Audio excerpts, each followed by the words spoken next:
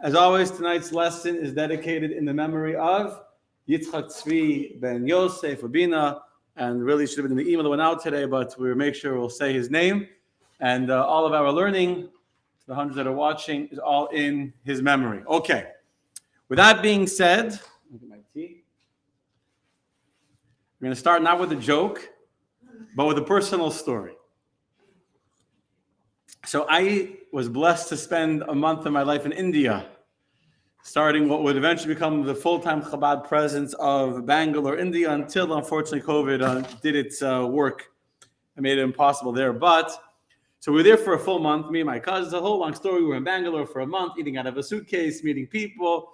And before we left, we flew out of Delhi. We had a date to go to the Taj Mahal. So we went to the Taj Mahal, we got a drive, went to the Taj Mahal. And my mazel, my luck, as would be, the day that we went was the yard site of someone buried in the Taj Mahal. I don't remember who. No, not Jewish. I didn't know. You know what I'm saying? My mazel, right? I showed up on the Yom Kippur of the Taj Mahal. There's two people. There's a couple buried there. I just looked before. I don't remember anymore. So I don't know if it was the husband or the wife. I don't remember. But someone that was there, the place was mobbed. Now, I'm used to big crowds. You go to 770. You go to it was crazy crowded. In India, in general, everything is crowded. So the standard of crowded in India is a much higher standard than in America. So I'm with my second cousin, Yossi Gansberg. We're in the Taj Mahal. We go in. You have to take off your shoes. And it's like no one here has been to the Taj Mahal, I'm guessing. But it's like a room before, like where you put your shoes, and then you go in. You walk through somewhere. I just remember the pushing. It wasn't there for any spiritual experience. We came to see the Taj Mahal, one of the seven wonders of the world. So I was there for summer. Starting a Chabad Center in Bangalore. We came with 3 names. We left with 30 names. So we're in 30 names. We met. We were there over Tisha B'Av. We did classes. We did a Tisha B'Av service. We went to the cemetery. We met people one by one. I have some beautiful stories from that month. A lot of people are watching. Beautiful. I'll interrupt for a second. Shalom to everyone from Illinois, from Long Island, from Seattle, from Arizona, from California. This is being streamed on Chabad.org also. So we have a lot of people watching from all over the world. Baruch Hashem. And we have all of you beautiful people here. Thank God. Yeah, give yourselves a round of applause. Okay, so back to the story. So we go through, and I go to get my shoes, and it was very crowded. And somehow I got lost from my cousin, from Yossi. So now if you've seen pictures of the Taj Mahal, it's very, very, very long, right? So when you come through these gates, there's these big ponds, canals, whatever you want to call them, like long, there's a few of them, and then you walk a long distance, and then you come to the actual building itself. So I assumed he was getting his shoes, and I was waiting for him. He, in the meantime, thought that I had left, went to the front, to the gate. So he walked all the way to the front, wandered around there, couldn't find me, and eventually wandered, came back, and he found me, and I was sitting on the grass, waiting for him. Now, I was told as a little boy, if you get lost, stay in one place, right? That's what I was taught when I was a little kid, so I stayed in one place.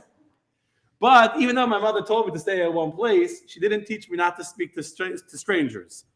So I'm not shy. So what happens? It's a true story. True story. You're going to have to believe me. I started talking to a bunch of Muslims that are there. In general, in India, everyone thought I was Muslim with the head covered. Anyway, so the beard. So I started speaking to them. Cousins, Abraham, Avram, right? We're all cousins. And then one of them makes some kind of comment about the binding of Yishmael. So according to Muslim tradition, at least to some people, I did Google it today, at least according to some people, the masses, the story that we call the binding of Isaac as described in the Bible is actually, in their version, is the binding of Yishmael. So I said, no, my friend, you got it wrong. There was 2 wives. There was Sarah and there was Hagar. Sarah was the mistress. Hagar was the maid. And next thing you know, I had 15, 20 people sitting all around me. And I was giving a class in the Taj Mahal, on the grass, in front of the Taj Mahal. I'm all by myself. If I'm a little smarter, I'll probably be a little, keep a lower profile a little. Here I am, this young Jewish teenager, but with a lot of pride and no fear. And I'm giving a class to 20 Arabs how Hagar is the maid of Sarah, and Sarah is the real wife, and Yishmael is not even it's the son, but he's a second son that was from the maid, etc. That was the shir, the class. My first me in the Bible class on the grass of the Taj Mahal, that Yishmael is not the real heir of Abraham, it's really the son of Sarah. I loved it. They all came back. No, I'm just joking. So, so that was my first experience teaching about Hagar and Sarah to a bunch of Muslims in front of the Taj Mahal on the yard site of whoever is buried there. Should rest in peace. So let's talk about it. Last year's class. I'm very, very excited. This is year number 2 of the series on me in the Bible, taking a different character from the Torah and analyzing their life story to find meaningful life messages and inspiration for us in our own challenges and our own emotional struggles and the own story of our own journeys through life. And last year's class, we talked about Sarah. You can go back, it's all on YouTube, by the way. I uploaded them to YouTube, the recordings. You can go to my YouTube page, you'll see them there if you scroll back on Facebook really far. But they're there on YouTube. If you ask me, I can send you the link or search my name, Rabbi Yankee Denberg, on YouTube. You'll find the class on Sarah. So we talked about Sarah last year. So today, let's talk about Hagar, the other wife of Avram. And let's discover a fascinating story. I promise you it's a fascinating story that almost always gets overlooked because we're too busy focusing on Sarah. And so although Sarah is the mother of the Jewish people, Hagar has a fascinating story of her own, a very inspirational story, a very beautiful story that I've come to connect to very deeply in the last few days. Shabbos, I was home, I had a lot of time to think about it. Saturday night, I literally didn't sleep Saturday night thinking about Hagar. But like thinking through the story, 3 o'clock in the morning, I was thinking about this class. So let me tell you a story about a woman who does not often get the attention she deserves. Okay, quick mazel tov to Alejandro and Kayla who did their conversion today.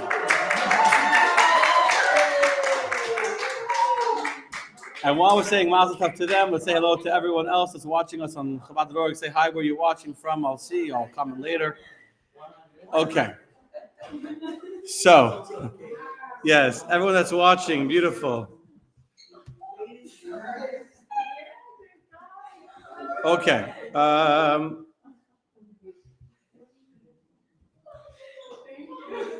So, who is Hagar?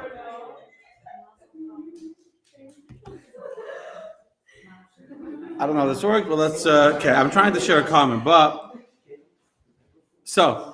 Okay, you ready? So Sarah, let's start from the beginning. Who is Sarah? And let's see what we can discover about it. I'm actually going to post this comment. If you're watching on Chabad.org, I posted into the comments. We'll see how it works out. I'm going to share my screen for those that are watching on my personal page. And for those of you who are sitting here in the room, obviously, you can... oopsies, right over here. I just lost it. 1 second. Those are here, and you'll just take out the papers that I printed out. And... afterwards. Okay, so who is Hagar? Chapter 16, verse number 1. Yes?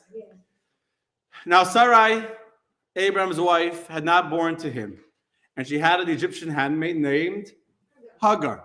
Says Rashi, who is this Egyptian handmaid? She was Pharaoh's daughter. When Pharaoh, saw the miracles that were wrought for Sarah. Remember the story when Sarah was kidnapped by Pharaoh and taken to the palace? Remember that story, right? Avram said, she's my sister. There was a famine in the land of Israel. And Avram and Sarah had to go from Israel to Egypt to survive in the famine. When they came to the house, to Pharaoh, to Egypt, the border guard saw this beautiful, beautiful girl hidden in the box. And they said, this is a beautiful woman for the king himself. And she's taken to the palace, and God does a miracle. And everyone in the house of Pharaoh is stricken with saras, with the form of leprosy. And they can't have any intimacy. They can't do anything. They're suffering. And Pharaoh calls Avram and says, I didn't know it was your wife. Take her back. And here's a lot of wealth and all that. And so Rashi tells us what the Medrash says, that when Pharaoh saw the miracles that were done by God for this woman, for Sarah, for Abraham, Pharaoh said, it is better that my daughter be a handmaid in this household than the mistress in another household. And so basically it is decided by, I don't know if it was mutual or Pharaoh did this on his own. Basically, Hagar, who was born to royalty, she was born a princess. She was born in the house of Pharaoh, becomes the maid of Sarah.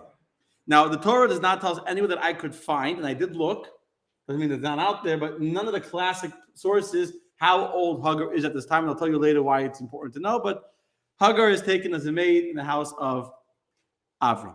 Now, during this time, Hagar achieves tremendous spiritual greatness. First of all, she's hanging out with Avram and Sarah all day. So you can imagine she has the best teachers. She's in the best house. She's learning from the greatest, from Avram and Sarah. She's obviously a royal woman, a righteous woman. She's absorbing everything she's learning, and she becomes a very holy woman in her own right.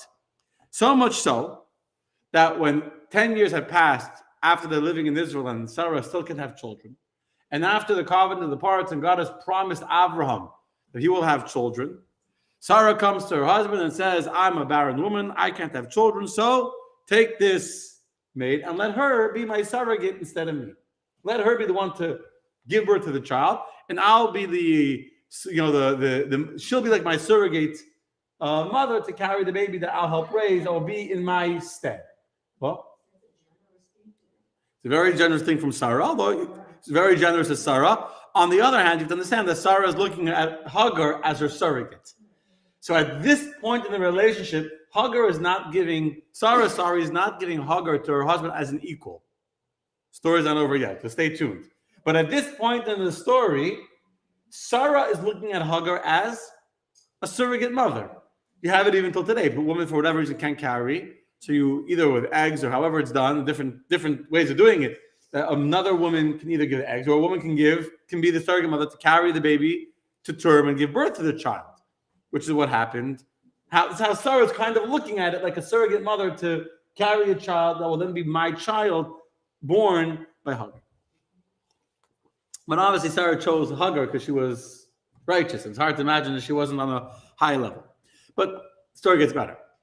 Immediately, the very first night that Avram and Sarah are intimate with each other, Avram and Hagar are intimate with each other, Hagar becomes pregnant. The very first night.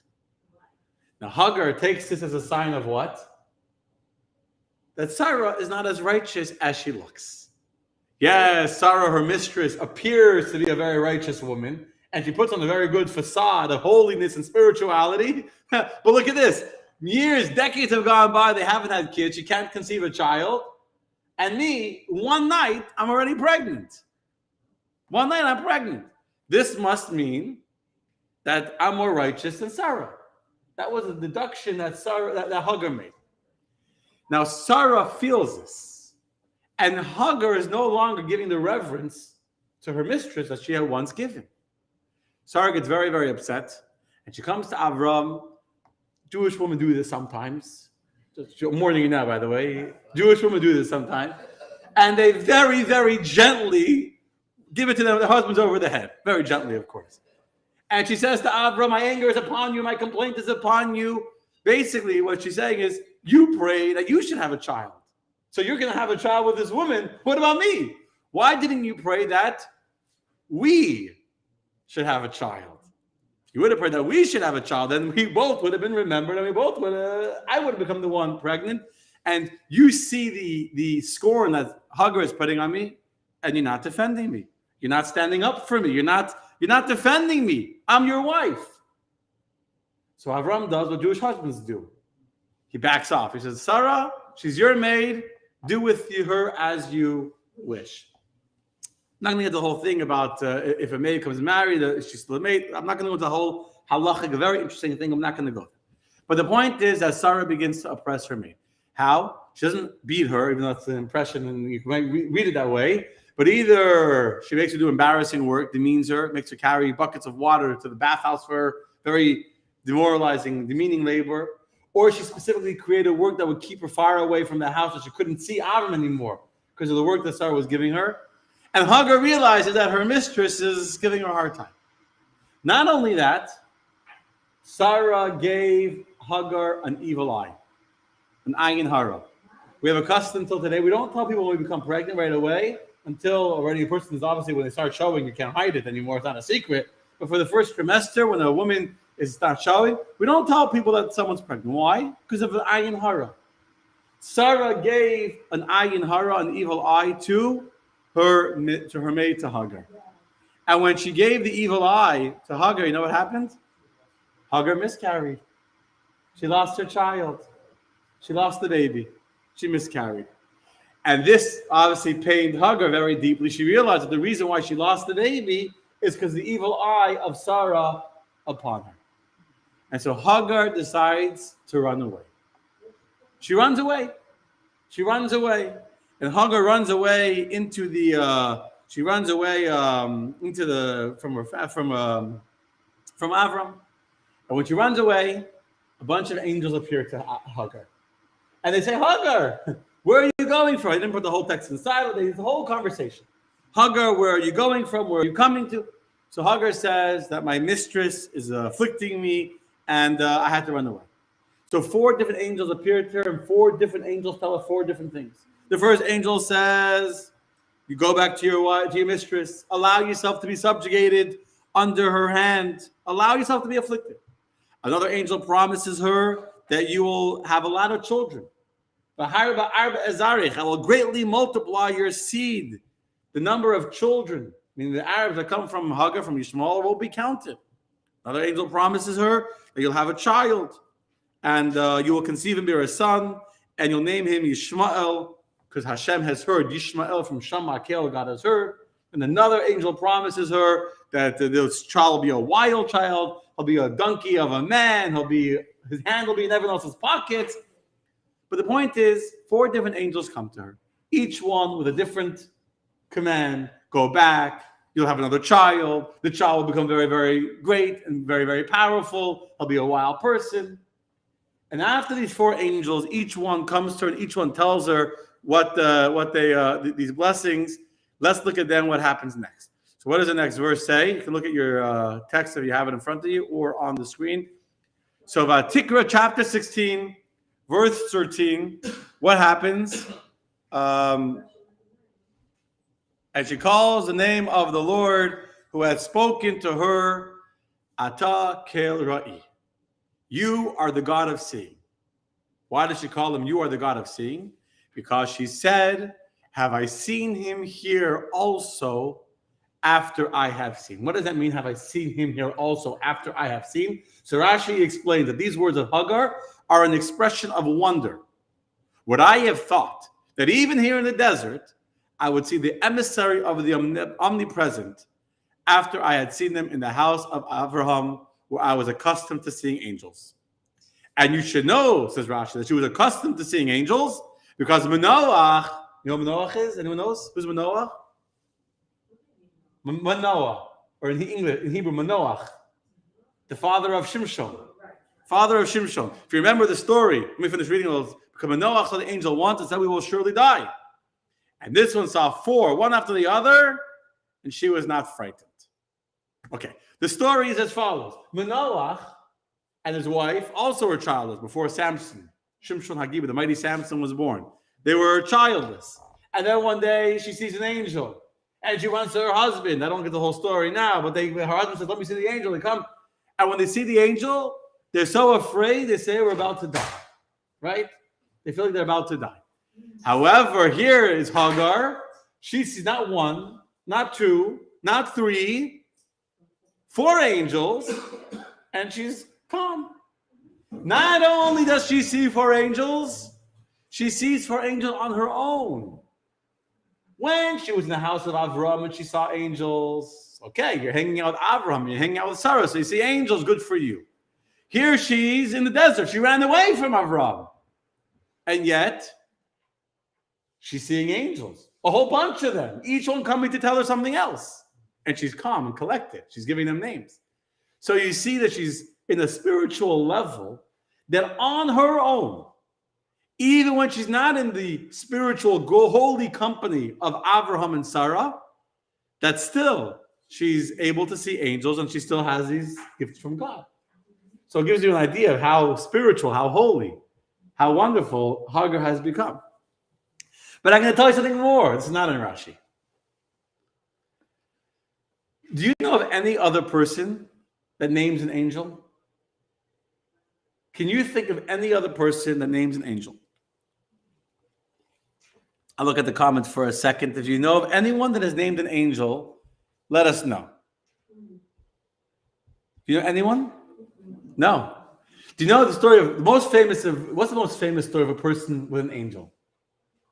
Jacob fighting with an angel, right? Jacob is fighting with the angel. And what does Jacob say to the angel when he wins the struggle and the angel wants to go free? What's your name? The holy Jacob is asking the angel, what's your name? As far as I know,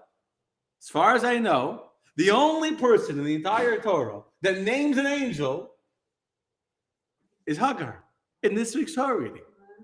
The only one. This is not something that gets the attention it deserves. But for a woman to give an angel a name is very, very special. Usually, God is giving the name to the angel, giving it a mission. We're like asking the angel, what's your name? Here, Hagar is telling the angel, your name is Ata Kel Ra'i, a God who sees because you have seen my affliction, you have come to comfort me and reassure me, etc. So the fact that here we have a text where Hagar is naming the angels gives you a glimpse into the kind of woman Hagar has become. Correct? Still don't like her. Okay. Still don't like her. Why not? Well, let's see. Okay. Why don't you like her? Anyway, let's leave it. She goes back to Avram because we're going to run out of time. She goes back to Avram. This is part of the story we all know, right? Oh, is it clear? The angels told her to return back. The angels came, and each angel came and said, go back, you're going to have another child, because she had miscarried. When the angel says you're going to become pregnant, the Torah says she was pregnant. She had miscarried. She lost the baby. So you're going to conceive again, you're going to have a baby again, and he'll be a very powerful person, he'll have a great nation with unlimited, uncountable descendants. So she goes back to submit herself to the authority of Sarah. And obviously, if she goes back to submit to the authority of Sarah, I'm going to make the assumption she actually really submits to the authority of Sarah, meaning she comes back humbled. She left with a certain feeling of pride. I'm the Holy One. I'm the one that conceived on the first night I was intimate with Abraham. You're not. The angels tell her, go back under the authority of your mistress. So that's what she does. And Sarah sees that she has humbled herself, that she's learned her lesson by running away and being told by the angels to go back. So Sarah trusts her again to again be the surrogate, to again be intimate with Avram. And she becomes pregnant and has a child who is Ishmael. Okay. Does she tell Sarah that she saw the angels? I don't know if she did or not. I'm going to assume, maybe she did. Maybe she did. I don't know. It doesn't say explicitly. Let's assume she did. Anyway, Yishmael will be a class of his own, God willing. We've never talked about him yet. He's also interesting, but another time. Anyway, what happens next? 13 years go by after she comes back. From when she comes back and gives birth to Yishmael, 13 years later, God appears to Avram, says you should have a bris milah, should be circumcised, and 3 days afterwards is this week's Torah reading where the angels come to Avram and say you're going to have a child. A year later, Yitzchak is born. A few more years go by. It's not clear how many years, there are different opinions amongst the commentaries, how old Yitzchak was, a young boy, bar mitzvah, whatever it is, not important. Some years go by, and one day, Sarah sees Yishmael being mitzachik, which means he was playing in the field. What does it mean he was playing? The word mitzachik, playing, can have a connotation of sexual immorality. It can have the connotation of idolatry, and it can have the connotation of murder. That Hebrew word is used in the context of murder, in the context of sexual immorality, in the context of worshiping idols. And Yishmael was guilty of all three. He was a very, very improper, immoral person. He was an idol worshiper despite the education of his father. And he attempted to murder Yitzchak. And Sarah saw this. One day, Yishmael, we're told, was shooting arrows. And he was pretending to just be shooting them. But really, he was aiming the arrows at Yitzchak, his half-brother, trying to kill this young child. He's at least 14 years old. He's 14 years older than his brother, than his younger brother, younger half-brother. But he already knows that this younger half-brother is, as far as Avram is concerned, is the future. This is Sarah's miracle baby. This is the boy. So you can imagine that there's jealousy between Yishmael and Yitzchak. It's quite understandable. So Yishmael tries to jokingly, accidentally, in an accident, kill his half-brother. And when Sarah sees this, Sarah comes to Avraham, and she says to Avraham, Garesh es ha'ama hazois ve'es bina. Banish away, drive away this maid and her son. Chase them out of your house, because he will not inherit with my son. They don't belong in this home anymore.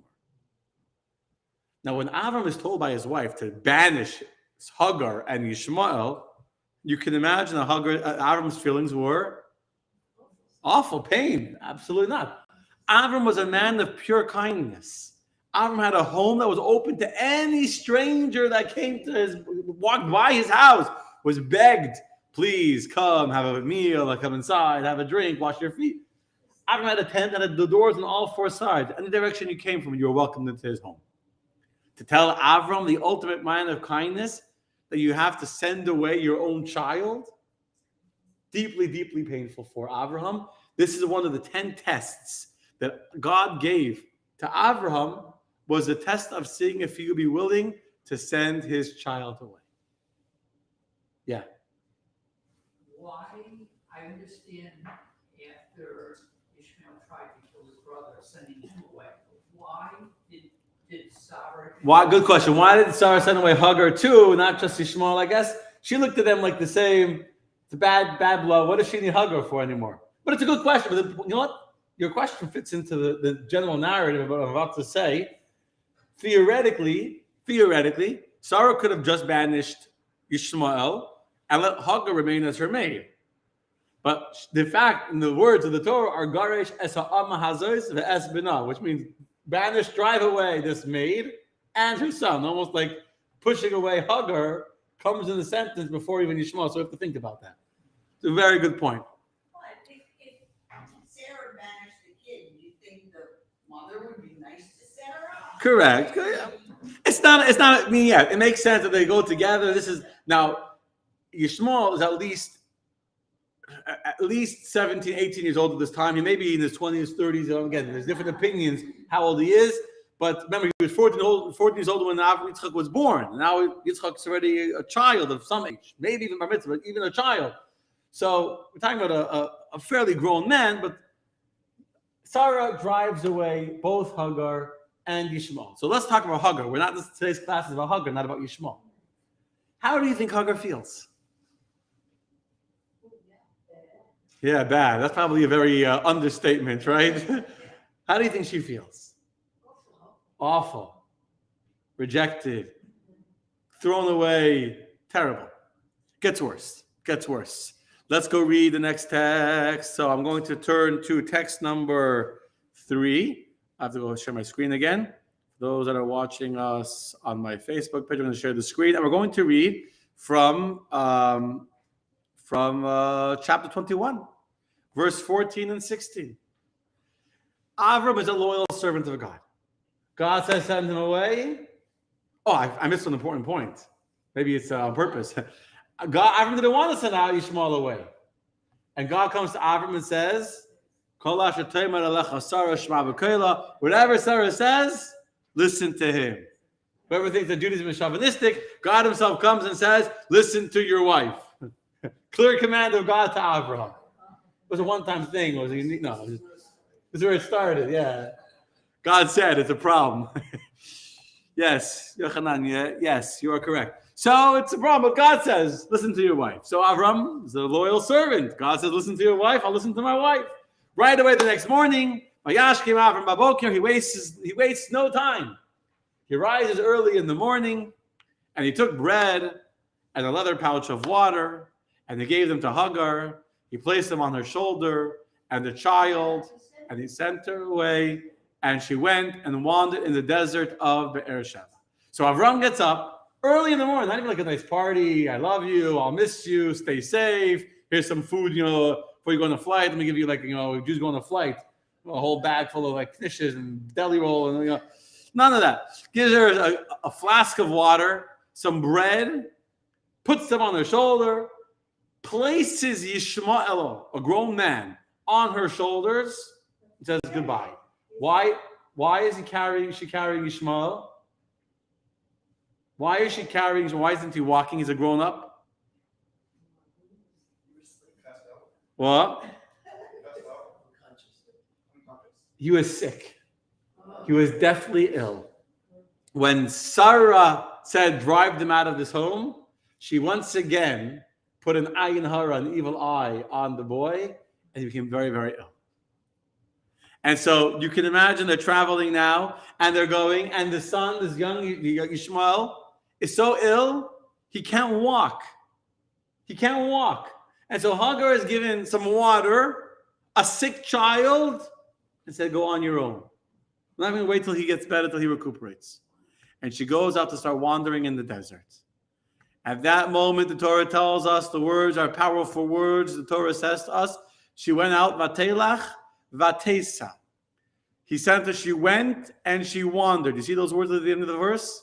She went and she wandered in the desert of Be'er-Sheva. What does it mean she went and she wandered? Rashi tells us at that moment she reverted to the idols of her father's house. She lost her faith in God. She was so discouraged. She was so demoralized. She was so dejected. She lost faith. Let's continue reading. Turn the page over. Because she lost her faith, the water was depleted from the leather pouch. Either because the child was sick, and sick people drink more water, or because she lost her faith, because Avram didn't give enough water, but it disappeared. She ran out of water, and she cast the child under one of the bushes. She casts him there. You understand the pain of a mother. Her child is dying. She has no water to give him. She's alone in the desert, banished by, call Avram her husband, banished by the home in which she's lived for decades already. Decades. And now she takes the child and throws him under the bushes.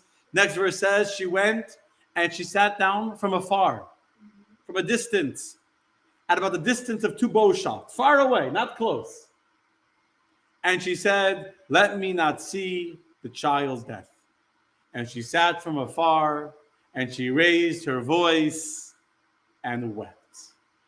Here we are given the description of a woman who is broken. She is destroyed. She has lost everything.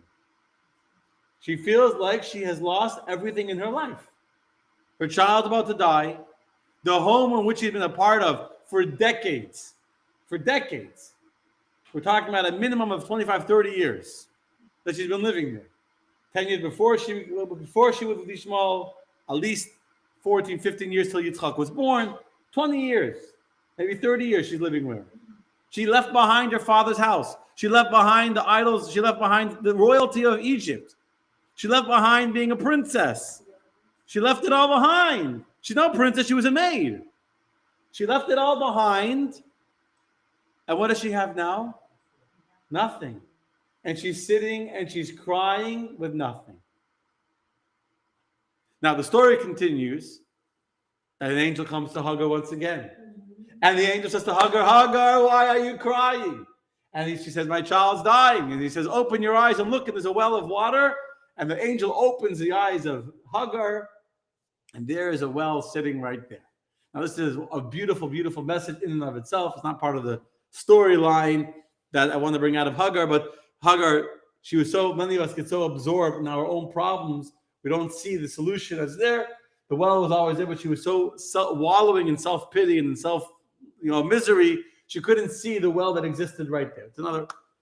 She takes water, she fills up her whole canteen with water before she even gives water to the boy because she's so worried that they'll disappear again, the well. So she fills up the whole canteen, she gives water to her child, Yishmael recovers, and they settle there in Be'er Lachai Ro'i. That's the place where they settle, near water. And Yishmael grows up, and indeed he marries women, becomes a wild person, a highway robber, a bandit, robbing people, having kids with lots of women. And seemingly that's the end of the story. Not a very happy ending. Not a happy ending. Good night. No, I'm just joking. But then we skip a few more chapters. We read about the death of Sarah. We read about the marriage of Yitzchak and Rivka. I think we'll talk about Rivka next week. We read about the birth of Rivka, the marriage, and the whole story. And then comes chapter 25. And all of a sudden comes a story, before I read to you, that I was up at night, Saturday night, thinking, why is the Torah telling us this story? Every story in the Torah has to have a lesson for us. Torah is not a history book, correct? It's a basic idea, especially if you're a chassid. The Rebbe's philosophy of the Torah is every detail, every verse, every story the Torah tells us is told because it's a message for us. If there's no message for us, even if it's very fascinating and very beautiful, the Torah won't say it. So there's got to be some message, some lesson, some inspiration that we can take from a story. What is the story in chapter 25? So the Torah tells us in chapter 25 that Yitzchak had returned from Er L'chai Roi. After Yitzchak got married, Yitzchak goes to get another wife for his father. And Yosef, Avraham, and Avram took another wife, and her name was Keturah. You know, before I even tell you who Keturah was, I'll tell you, you know how old Avram is at this point? I think it's time for a little joke. How old is Avram at this point? Anyone know? Want to do the math? How old was he when Sarah died? 137. 137. 3 years later is when Yitzchak marries Rivka. 140. This verse is written right after Yitzchak marries Rivka. It's the very next verse. So he's at minimum of 140 years old when he decides to get remarried again. Yeah, nice young man at 140. Right? Reminds me of the joke of the guy that comes to the doctor and he's 60 years old, and the doctor looks at him and says, we really have to, you should do some whatever. So I have to ask my mother, see what, so your mother, how old is your mother? Oh, she's 85 years old. So he said, I can't go because my mother's getting married.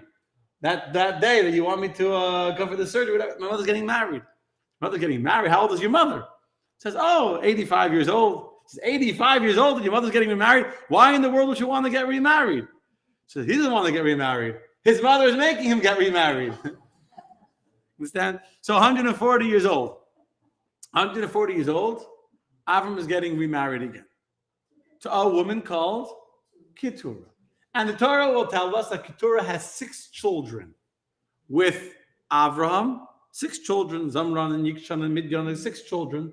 And then the Torah will tell us that these 6 children are banished from the house of Avram during his lifetime. They're considered the sons of a concubine. He gives them gifts while he was still alive, because once he dies, they consider they inherit him. So he gives them gifts. He sends them off to the east.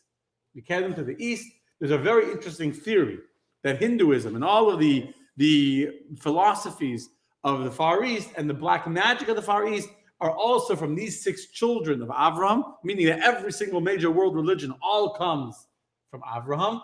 And the powers of, it says he gave them gifts. What were the gifts? According to one medrash, the gifts that Avraham gave them were the powers of Tumah, the power of spiritual impurity.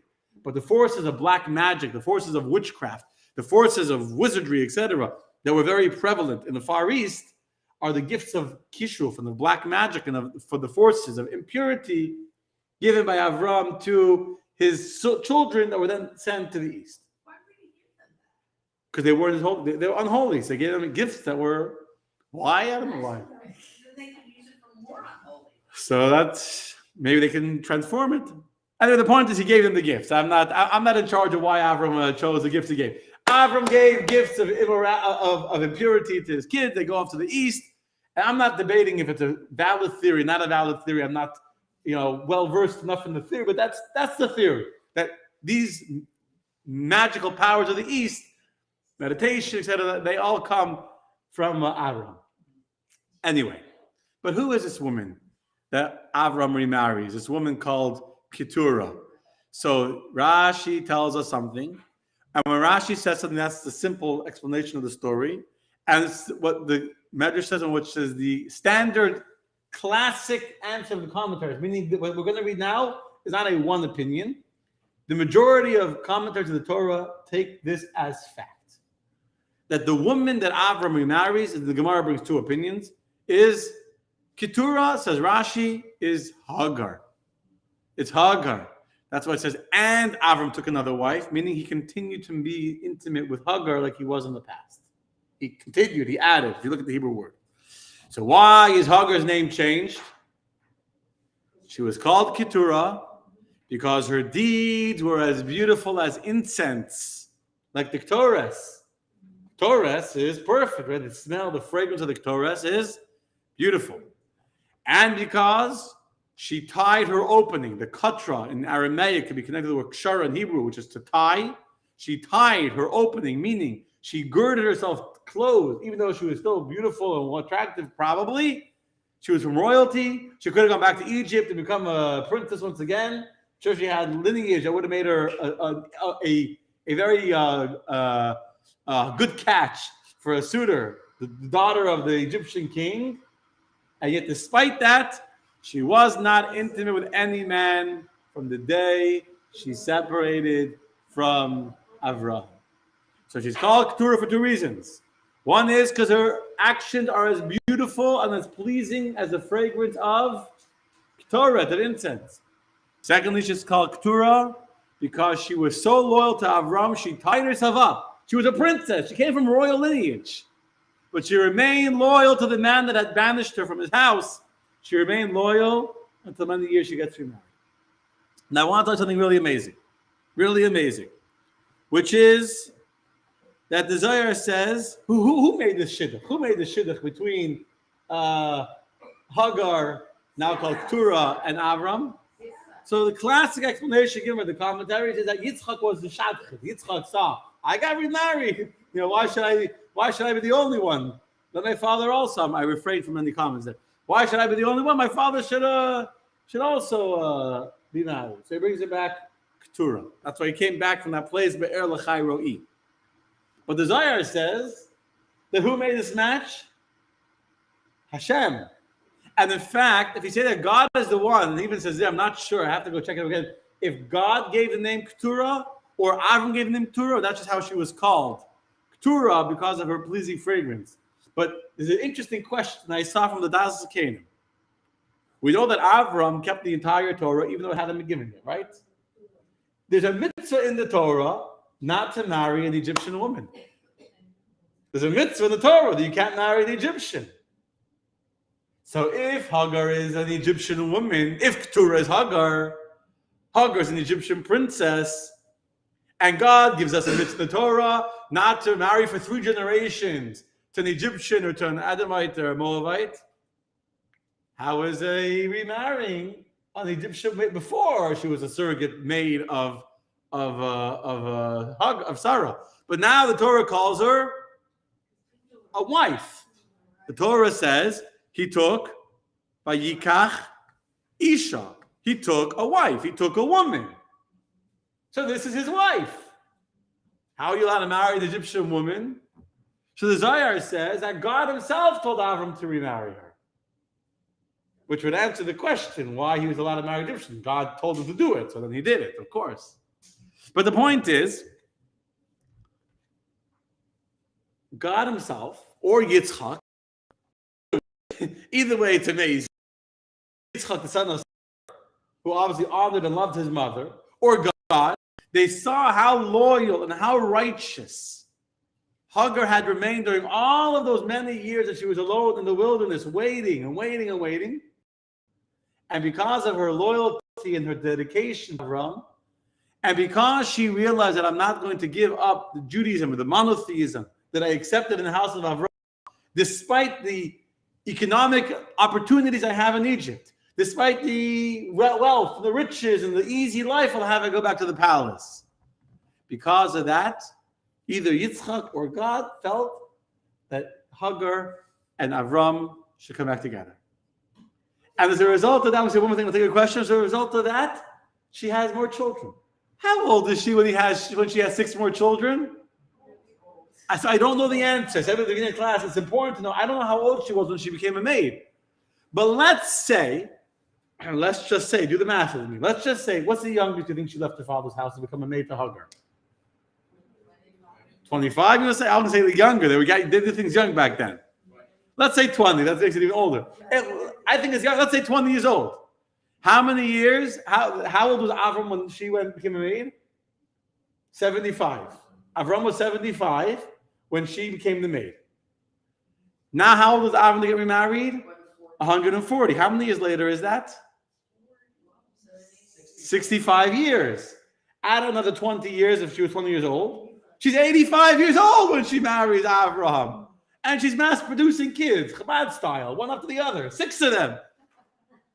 6 of them. So when Sarah had a baby at 90, it's the biggest miracle. Let's say she was 10 years old. So now she's 75 years old. It's still a miracle. Still a miracle. In those years, and Rashi even says it clearly, they'd stopped having kids like that. They would die. She's having kids in their old age, miraculous children. Miracles are happening to her. People don't talk about it. I'm saying when you do homework and start, miracles are happening to this woman called Keturah, who's Hagar, because of her righteousness. She's having kids, and that's the first one. Let's say she's 75 or 85. It takes a year for a kid. Each one takes 9 months, and if you do it fast, this takes time. So 6 kids later, we're talking about at least 6 years after that. So if she was 85 at kid number 1, she's 91, older than Sarah by kid number 6. You think it's because of her righteousness? She's called Keturah, yes. Or because God planned it this way, that all these nations should really be. So I have a question. This is going to be now my own answer. This is my own answer. Why is the Torah telling us this story? These kids are not part of the story of the Jewish people. The story of Ishmael is part of the story. The Torah tells us the 10 generations from Adam till Noach, till 10 till Noach to Avram. We got to know the years, the chronological order. Where the Torah goes to the descendants of Ishmael, the 12 descendants. You need to know there's 12 to correspond to the 12 tribes of Israel. Rashi explains that they're going to be searching through the sand to find the pearl. Whenever we go through the children of the family of Rivka, again, in order just to find out how the Rivka was born, what's her lineage, there's always a point. When the Torah gives us all these names, there's a point to it. The fact that Avram remarries Keturah, and the fact that they have 6 kids who are given gifts and sent away, how does that have any impact on the story of the Jewish people? Well, all these people are against the Jewish people. Well, the Hindus are not against us, whatever. It's not then they went away. They weren't part of they didn't fight Yitzchak or Yaakov. They went far away. I'm going to suggest the Torah wants us to know this detail that Keturah zu Hagar. And to tell you as follows, that even though there was a time that Hagar lost faith, there was a moment in her life when she felt like she had been thrown to rock, not she hit rock bottom, but she had been thrown to rock bottom. And she felt like she was about to lose everything, her child, her home, her lifestyle, what she had given up her life for. And she felt like she would lose it all. As Rashi tells us, she wandered in the desert. She was going back. She was allured and tempted back to the idols of her father's house. And then Hagar remembered, who am I inside? What did I give my life for? What do I truly believe is right? And at that moment, she was able to overcome, and she did teshuvah. She obviously did repentance. And she went back to what she knew in her heart, even though she didn't know she would ever reunite with Abraham. She didn't know that one day Sarah would die and Yitzchak would come and say, come remarry my husband, my father. She didn't know that. I don't think she was even planning that or hoping for that. She committed herself to spend the rest of her life alone, but not to give up the values and the beliefs of what she knew was truth. She had a choice, a life of wealth, of riches, of comfort in the idolatry of Egypt, or a lonely life in the desert, but true to my convictions, true to my beliefs, true to what I've learned to accept as the truth of one God of monotheism. And the sacrifice she made to live a life true to her beliefs, true to the fact that there's only one God in the universe, and not the idolatry of Egypt, God decides, I want the end of her life to be a beautiful life, living together with Avram, having more children together. So what's the me in the Bible, my friends? What's the me in the Bible from this? So I don't think everyone has experienced what I'm going to describe now. So the me in the Bible today, I've personally in my life never experienced it. And I'm sure that many of us, some of us watching, have never experienced what I'm about to say. But some of the people that are here or that are watching have experienced this in a very, very deep, raw, painful way. You have a person who changes their entire life to join the Jewish people or to become religious. And they give up their old culture, and they give up their old lifestyle, and they give up their old friendships, and their old comfort and the palace and the easy life that they could have had, not religious, not Jewish, not keeping Shabbat, not keeping kosher, and they give it up. And they give it up because in their heart they know what's right and what's wrong. In their heart they know what's truth and what's not truth. And so they make the greatest sacrifice like Hagar did. And they give it all behind and they follow the house of Avram. And then what happens? One day they're rejected from the community they gave their life for. Or they feel rejected. Sometimes a Baal Teshuvah or a convert can have they're very sensitive. And they're told, you're not welcome in this community. Your child is a mitzachik. Your child is a troublemaker. He doesn't belong in our school. He's a wild kid, your kid. Doesn't belong here. You don't belong in my home. And the righteous people of the community, the stars of the community, whether they actually banish or in the feelings of the person, they feel rejected. And the person that was willing to sacrifice so much to become a Jew, willing to sacrifice so much to become frum, to become religious, to live a life as they know in their heart that God wants them to live. They sacrifice so much, and then they're rejected. And they're thrown out to the street. They feel like they've lost everything. The child that they wanted to raise in their Jewish community is being kicked out of the community, kicked out of the school. The friends, the home that they built is being taken away from them. And what do they have? Nothing. They're rejected. The pain is so raw. It's so real. It's such an intense, the pain, if you feel that rejection, for those that have experienced I'm describing now, for those that can relate to this me, in this lady of Hagar, the feeling of rejection is as the Torah says of Hagar, she sits from a distance, Batisa es koyla batef, she lifts her voice and she cries. She has nothing left. And she's tempted to give it up. She's tempted to go back to the idol worship of her parents' home. But then Hagar remembers, what do I know in my heart? She wasn't expecting anything in return. She was willing to die in the desert alone. She was willing to leave it all behind and to say, I know what is right. I believe in a certain truth, in the truth of God. And therefore, I'm going to tie myself up. Ketura, kshura, she was tied. She bound herself. She closed herself off. So I don't want to live a life of royalty married to some idol worshiper in the palace. I don't want to live in Egypt surrounded by immorality and sin. Even though I feel so alone, even though I feel so rejected, and I have so many people I can blame and be angry at, I'm not going to do that. I'm going to live a life of truth, a life that I know is real, a life that I know reflects the convictions and what I believe in my heart. And for many years, she lived alone in the desert. Her son was running around, but she was righteous. So righteous, she was as righteous as the Ktoras. What's the beauty of the Ktoras? The Ktoras has in it chalbana, has galbanum. Galbanum is a foul-smelling odor. When you mix the galbanum into the entire fragrance of the entire Ktoret, of all 11 spices, are the most pleasing fragrance you can imagine.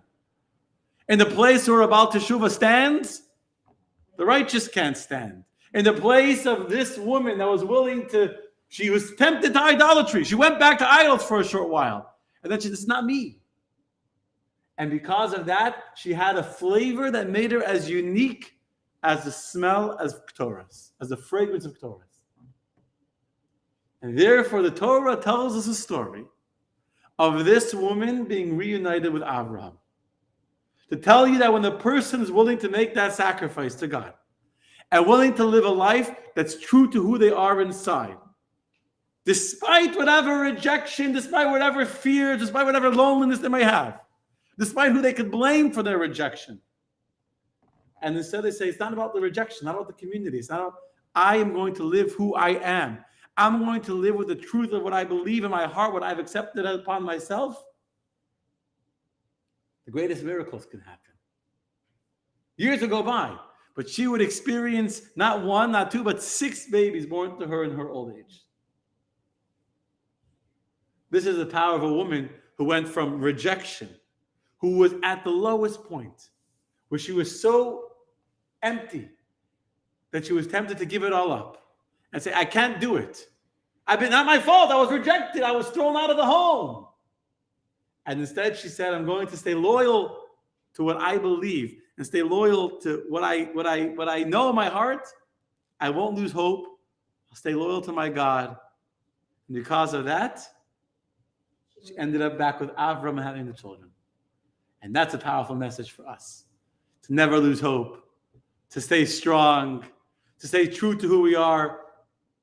If you believe something in your heart is true, even if everyone around you is fighting you on it, and you feel rejected, and you feel neglected, and you feel abandoned, you feel like all your friends don't understand you, and they're throwing you away and saying, this is crazy, and you're banished from your old lifestyle. You stay strong, stay true to who you are. You never know how your life and what miracles you still could experience. It's never too late. That, I think, is the story of Hagar. The end of the story of Hagar becoming Keturah, of a woman who was able to reach a stage of perfection that most people can never reach, only because she went through the rejection, she internalized it, and she came higher because of it. That's the story, my friends. Okay? Now, if you want to know my God, and you want to know what does it mean to believe in God, tomorrow night, 7:30 p.m., we're starting JLI, my God, online, or there's not going to be on Facebook. If you're watching, if you want the link, email me, rabbi@mychabadcenter.org. Go to mychabadcenter.org/JLI. Sign up. I'll send you the links. And let's say hello to everyone that's watching us online. If you're watching, say hello from where you are. I'll be glad to say hello. And that's the story. Thank you. Yeah. Now I'll take questions. Yes. And then where's that next? Yeah. Oh, excellent question. Excellent question. So Marsha wants to know, why are none of her children Jewish? I was at the Basin today, and I asked Rabbi Senderovich the same question. I asked the Basin. Today I had spent a half hour, whatever. I asked them this question. I kind of stumped them, but I had it, whatever. So the question is, Hagar, here's a question I asked them first.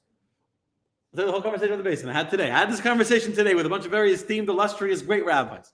I asked them, is Hagar not a real convert? That was my question to them. Is Hagar not a real Giyuris? Because the common theme is that Hagar is the maid, and that's why Yishmael is not even a Jew, because his mother's not Jewish. So Hagar is a maid. But I the way I taught the class, the way I believe, after thinking about this, is that Hagar was absolutely loyal to Hashem. In fact, I didn't say this in the class because I don't know the mucker to this. But Hagar is Hagar. That's the story in the Rebbe. Hagar is Hagar, the convert. So is Hagar not the ger? Is she not the convert? Does she not, if she became, not only that, even if you say she was a maid and she was never married to Avram, the Torah says, Yikach Isha. Avram took a wife. At the point that we read in chapter 25, when Avram marries Keturah the second time, she's absolutely a wife. She's not a maid, a surrogate mother. Sarah's dead. So he couldn't take a non-Jewish wife. She was a convert. No, she was a convert. And the establishment, based on Torah today, all the people that were converts. Meaning Avram and Sarah made many, many converts. Right? We know they made many, many converts. It says, HaNefesh Asher Asu B'Charan. I say the souls that we made in Coral Springs. That's my... But Avram says the souls that he made. It says that when Avram left Haran to go to Israel, he took the souls he made with him. The convert that he converted, that he brought into the fold under the wings of the Shekhinah, he took with him from Haran to Israel. So they were all converts. So that means that Hagar is a convert, just like everyone else is a convert. So why is Yishmael not a Jew? Why is that a Jew? Why is Yishmael not a Jew? That was your question, right? Why is Yishmael not Jewish? So one of the rabbis, I want to say the rabbi said, and there are the 6 kids. So one said that that's Hagar, Yishmael. The answer is that the idea that Judaism is an inherent genetic, what's the word I'm looking for? Fact, the reality passed from mother to child only began at Mount Sinai. only began at Mount Sinai. Meaning, until Mount Sinai, I'll ask you a better question. Avram made many, many converts. Avram made many, many converts. What happened to all those kids? They were Jewish. They converted. Today, if a person converts, their kids are Jewish. If they were born after they converted, obviously, their kids are Jewish. So what happened to all those converts? Why are they not the Jewish people? The kids are not Jewish. Because back then, what does it mean to be a Jew? To believe in monotheism. So anyone that rejected idolatry and believed in one God was considered, we'll call it a Jew. But they did not become an inherent family with a DNA that automatically your child was Jewish because you were Jewish.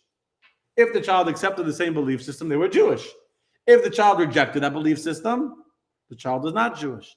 So Hagar was a Jew. This is something the rabbi was stretching a little bit, but one of the rabbis was agreeing with me because that's what I said. One other rabbi says he saw this in the Rashi and Midbar. They were trying to say, like, one of the rabbis agreed with me on exactly what I'm saying. He was trying to find the source for it. And there's a Rashi that says this. I didn't make it up. But I asked him if it's, but that's along my train of thought. But Hagar was a Jew, and Yishmael, who rejected Judaism, is not a Jew. Not a Jew.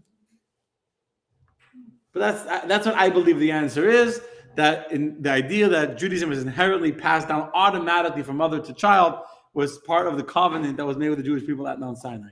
And until that point, all Jews had to convert. Meaning, because that's where it is. All the Jews went through conversion before Mount Sinai. Why did they have to go through conversion? They're the sons of Reuven, Shimon, Levi, whatever tribes they're from. Just being born to a Jew wasn't enough before Mount Sinai to make them part of the covenant with Avram, with God at Mount Sinai.